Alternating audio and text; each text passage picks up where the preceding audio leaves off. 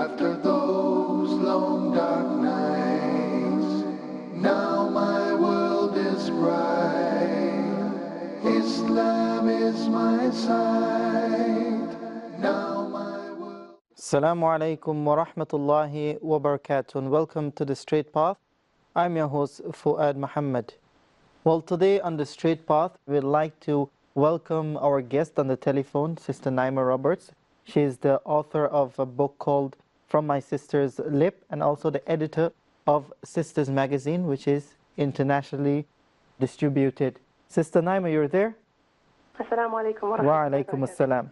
Sister Naima, the Sheikh comment that we in the West see marriage as something much bigger than it is, and the age of marriage, he was commenting that in Yemen, it's very common that the women, they get married young.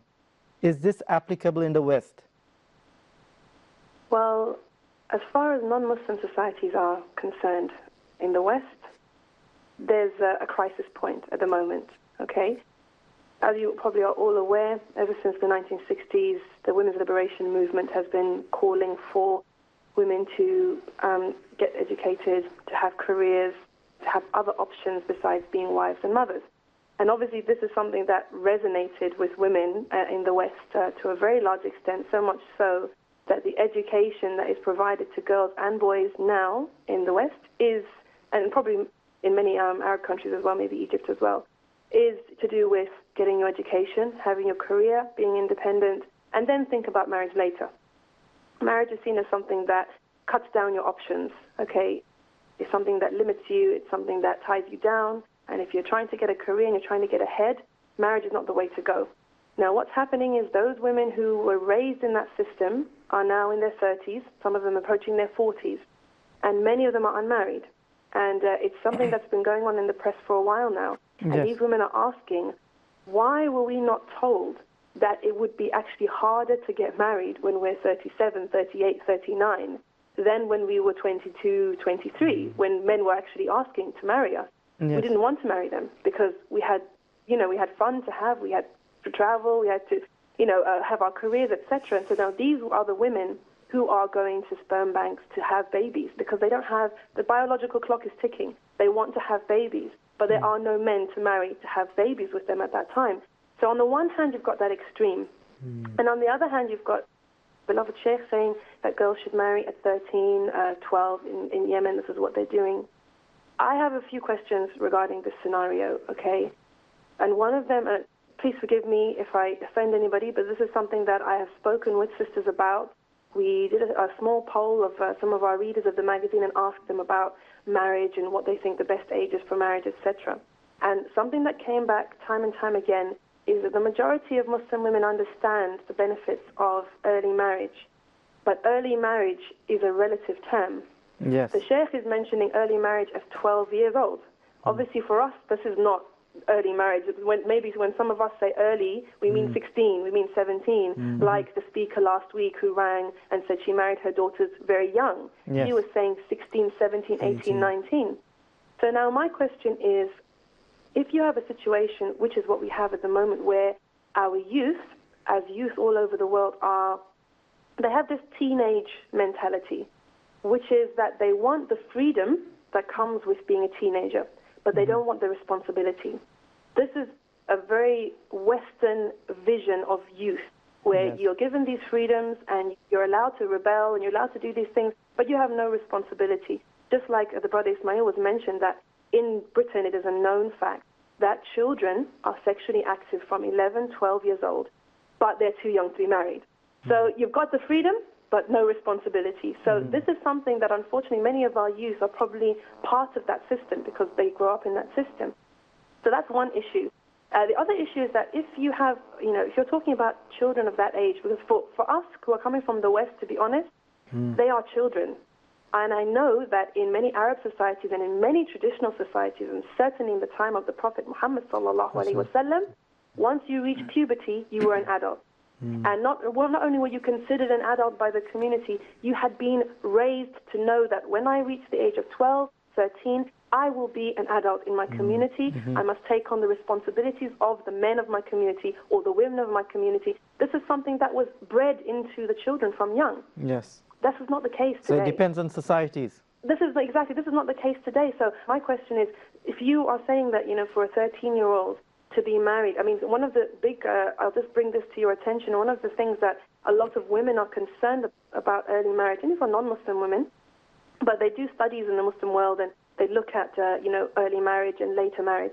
We are all aware of the dangers of late marriage, okay? And as the Sheikh said, it's something that leaves the society wide open to a lot of fitna, because you've got young people who obviously are in the fullness of their youth and they have nowhere to go to fulfill, what they need to fulfill. So on the one hand, I'm accepting what the Sheikh says, and of course, as Muslims, we know this.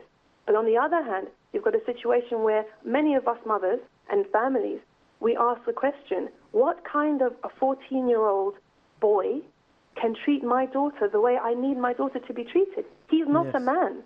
He is not independent. He's not responsible. He's like every other boy on the street, 14-year-old, messing around with his friends, hanging out at the mall. Is this the husband I need for my daughter? Many people would be afraid to give their daughter to a 14-year-old because, as we all know, the teenagers, and most of them today, are very irresponsible. So that's the one thing. And then the other thing I'd like to actually ask the Sheikh, I remember in the book Fatawa for Women, the question was asked about education versus marriage. And this is a big issue for sisters because the sister said, I'm studying at the moment, but a man has come, and it's a good man, and I don't know whether I should finish my education or I should marry him, etc.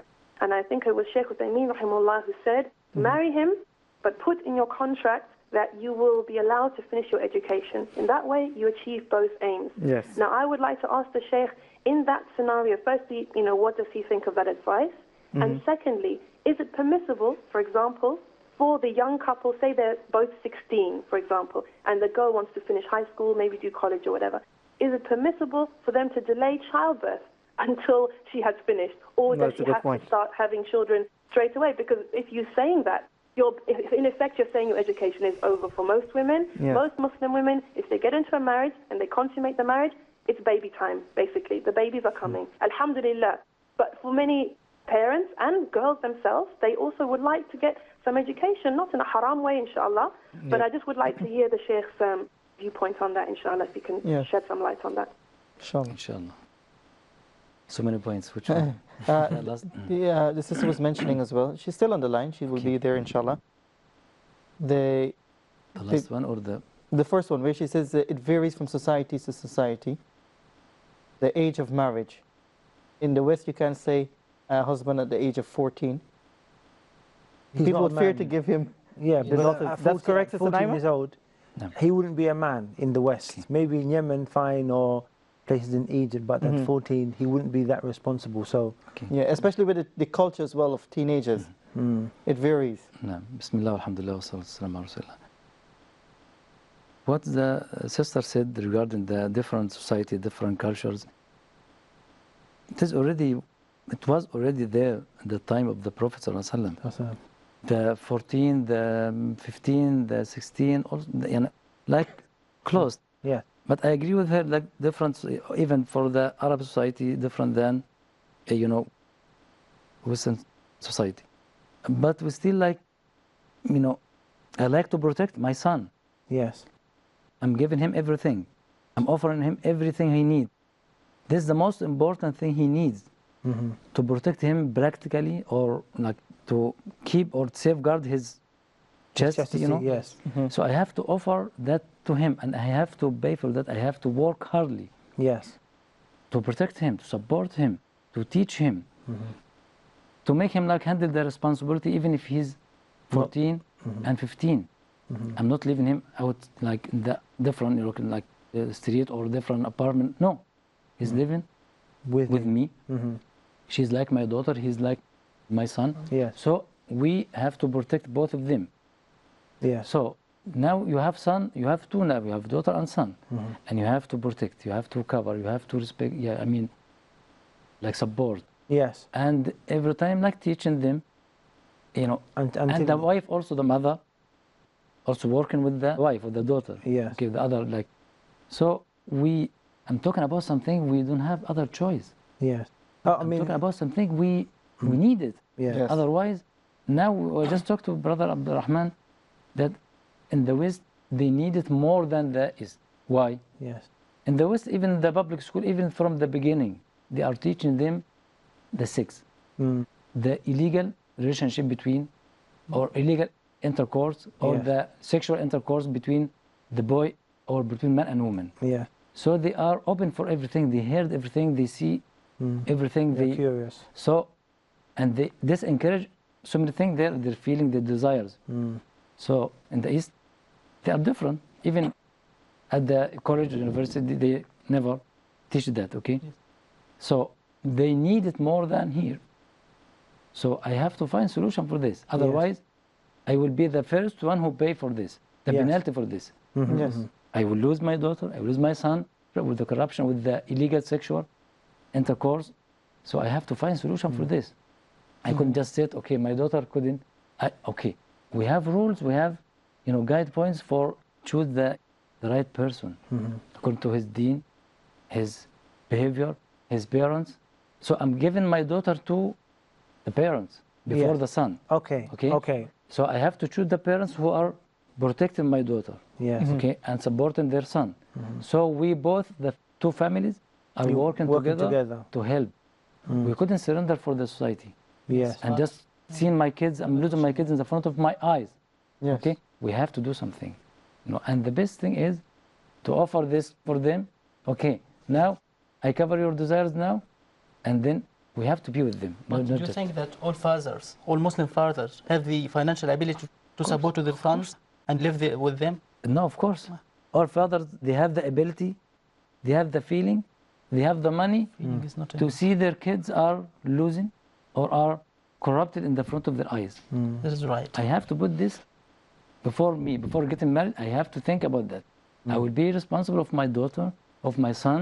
I have to cover their needs. I have to support. I have to be like, I have to take care of that. Otherwise, I will be questioned in the sight of Allah This is before right. anybody else, because Yes. I'm responsible of that. So this part of their needs, our children, I have to offer a place for my son or my daughter, and I have to work on them. Otherwise, I will feed the streets or the corruptions with my children. No? Yeah. So, okay, the father doesn't have this ability. So stop. Do not get married. Do not marry. Yes. Otherwise, will be questions in front of Allah. But it doesn't need that. It's not that hard. We are practicing that. Yes. Yes. We are practicing that. Even ourselves with our parents or with our children. Because we have no other choice. Yeah. Because they have desires They have and they desires. are open, everything is encouraged, everything is like, uncovered. So I have to fulfill that. We'll take a break and continue, inshallah. So viewers, stay tuned as we talk about this really, really important topic that is facing the Muslim Ummah about marriage. Stay tuned. Islam is my side. Assalamu alaikum wa rahmatullahi wa barakatuh, and welcome back to the Straight Path. Sheikh, just before the break, you were answering some of the questions that our guest asked. Our second point was education versus marriage. And if it's something that should be advised that even though they're pursuing a degree, if they should marry during this point, and for example, the woman should have in her contract being allowed to complete her education. Bismillah, alhamdulillah, wassalatu wassalamu ala rasulillah. First of all, we have to, consider something like ahead of the most important thing, and then the important or the things after that. So the most important thing is to protect our children by marriage. Okay. So education after that is after that. Okay, Yes. is that not that important? Okay, Yes. not that like to protect their chastity or to build like their self. We don't have a problem for education. It's also depend on the kind of education.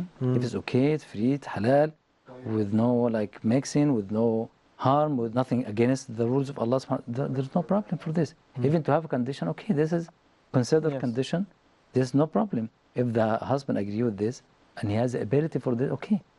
If he is not, it depends on the situation. But it is like, and if he agree with this condition, he has to like fulfill it. He has to complete it. Yes. Otherwise, she has the choice or the option to divorce or to separate for separation. Yeah. So if depend on their situation, if they agree with this, no problem. So last question, delaying the childbirth. What's the ruling on this in terms of delaying the childbirth?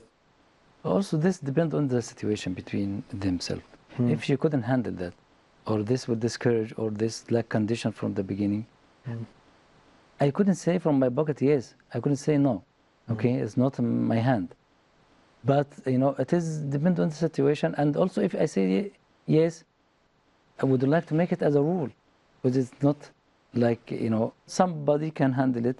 But honestly, from my experience, from the, you know, family's problems, the nuts of marriage for the young age, it's like you are tightening them with this nuts. You know, you are protecting them now, and more protection if they have like child between each other. خلاص, they couldn't think like for divorce, for separation. It's like more encouragement for them to be together and to handle the responsibility. But it is, you know, in the hand of, you know, it's after Allah subhanahu wa ta'ala, between the parents, between the two families.